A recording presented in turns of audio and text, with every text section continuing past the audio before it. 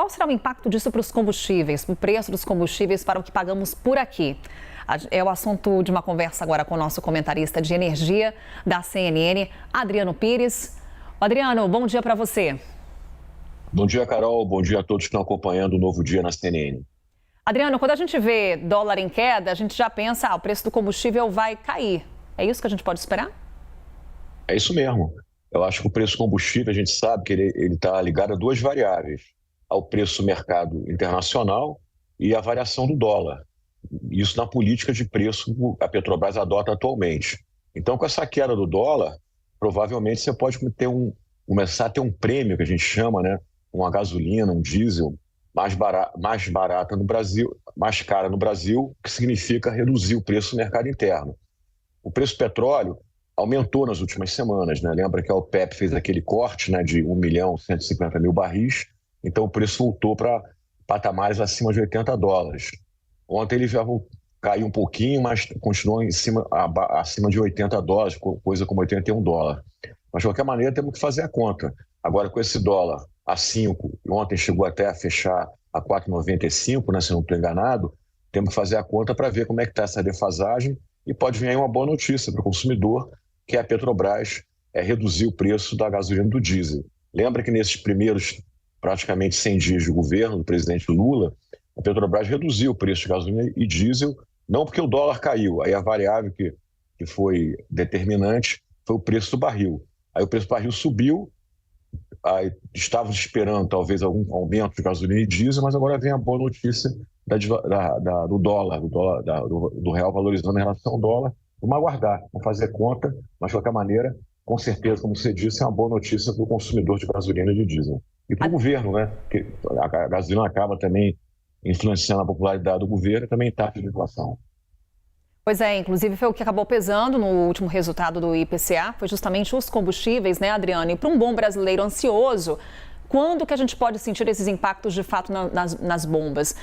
Quanto tempo é necessária a estabilidade desse valor do dólar aí no patamar de R$5 para que de fato a gente tenha um resultado no dia a dia? Olha, Carol, como você disse, né, o resultado da inflação foi muito bom, né, apesar do aumento da gasolina na bomba, né? Isso, inclusive, fez com que aí a própria meta, né, do Banco Central tenha sido atingida aí essa semana. Agora, essa questão de transferir para o consumidor esse benefício da queda do dólar, reduzindo o preço de gasolina e de diesel na Petrobras e, consequentemente, na bomba, depende muito da empresa da Petrobras, né? A Petrobras pode esperar um pouco, uma semana, 10 dias, para ver como é que fica o mercado, tanto do câmbio quanto do petróleo, ou ela pode tomar a decisão mais rápida, tomar a decisão até o final dessa semana, início da outra. Uma decisão da empresa, não existe uma regra para isso. Às vezes a empresa demora mais um pouco, às vezes ela é mais rápida nesses reajustes, mas normalmente, né, Carol, baixar preço, né, é sempre uma boa notícia. Então, quando é para baixar preço, normalmente você toma a decisão mais rápida, né? Quando é para aumentar, demora um pouquinho mais.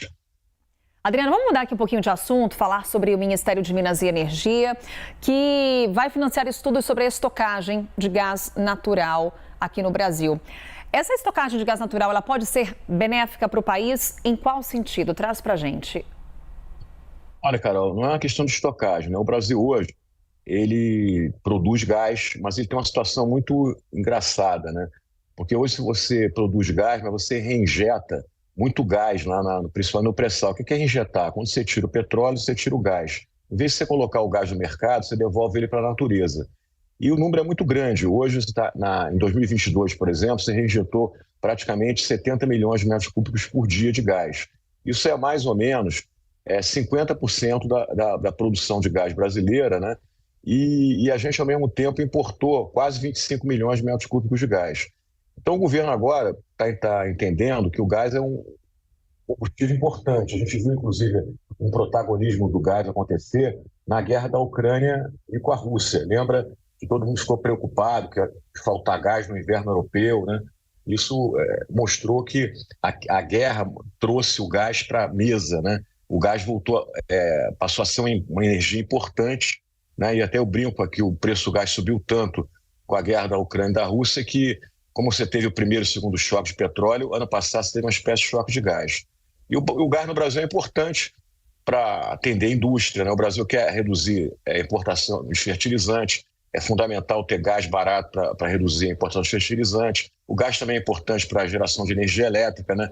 Lembra que em 2021, quando você teve uma crise hídrica, né? O que salvou a gente de um provável apagão foi você ligar as térmicas a gás, né?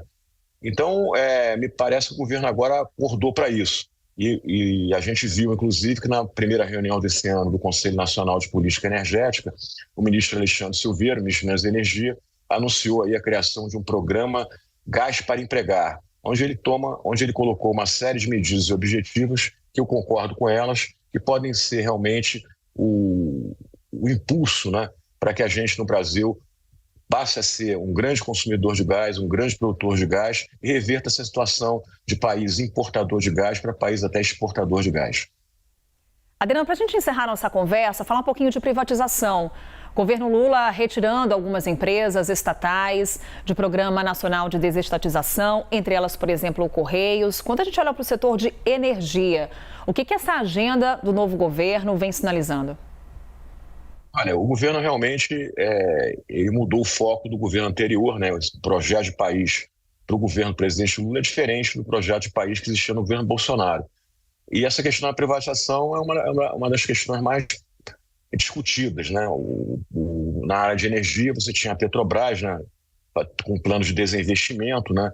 Ela tinha um plano de desinvestimento para vender metade da capacidade de refino. Ela chegou a vender gasodutos de transporte, faltava vender o gasoduto Brasil-Bolívia, que ainda não foi privatizado, né, mas está lá. E o Petrobras tinha assinado com o CAD, né, um termo de compromisso para vender uma série de ativos, também vender campos de produção de petróleo e gás em terra.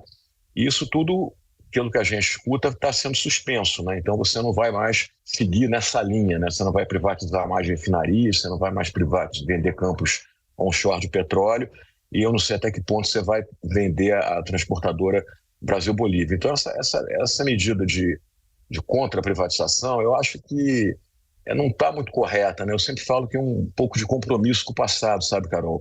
Porque ela traz uma série de inseguranças jurídicas e regulatórias. Por quê? Porque a gente vê que cada vez que muda o governo, muda tudo, né?